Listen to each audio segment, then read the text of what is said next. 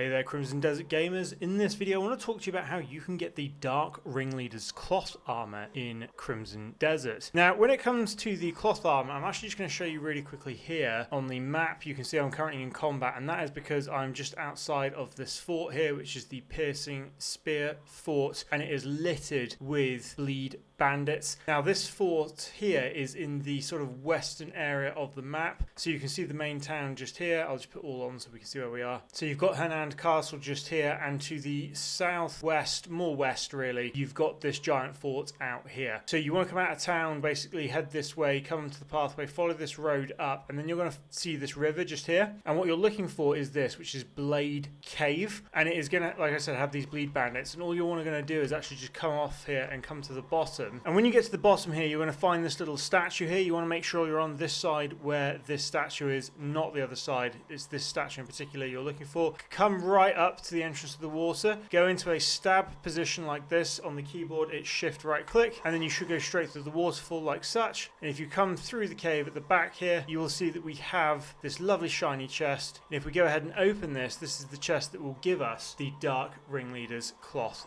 armor. There you go. As you can see in our inventory, it currently has 3 defense and 2 movement speed and 2 movement speed, in addition to a spirit bonus and a damage reduction bonus and a movement speed bonus. So the defense rating is not great, but you can power this up if you want. It also looks quite snazzy. But I really hope that this tutorial helped, guys. Please do drop a like and subscribe if it did, and I'll see you in the next tutorial. Thanks for watching.